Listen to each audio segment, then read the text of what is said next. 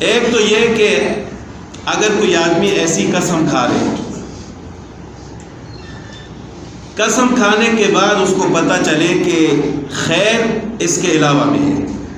یعنی جو میں نے قسم کھائی ہے خیر اس میں نہیں ہے بلکہ دوسری چیز میں ہے،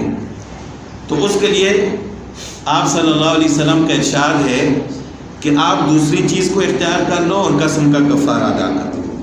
یعنی اپنی قسم توڑ دو، اس کا کفارہ ادا کرو اور جس چیز میں خیر ہے اس کو اپنا لو۔ اب یہاں پر بھی یہی تھا، انہوں نے تو قسم کھا لی تھی کہ میں کبھی مرغی کا گوشت نہیں کھاؤں گا،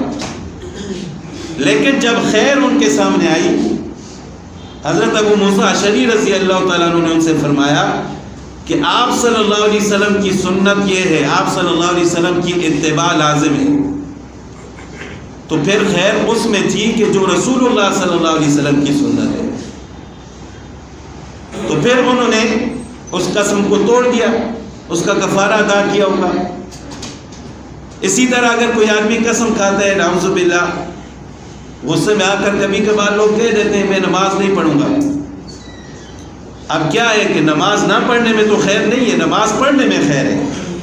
اس کو چاہیے کہ بعد میں اس قسم کو توڑے، نماز پڑھے اور اس کا کفارہ ادا کرے۔ اسی طرح اگر کوئی آدمی قسم کھا لیتا ہے کہ میں فلاں گناہ کروں گا، تو اس کے لیے بھی شریعت کا حکم یہ ہے کہ وہ گناہ نہ کرے، جو اس نے قسم کھائی ہے اس کا کفارہ ادا کرے۔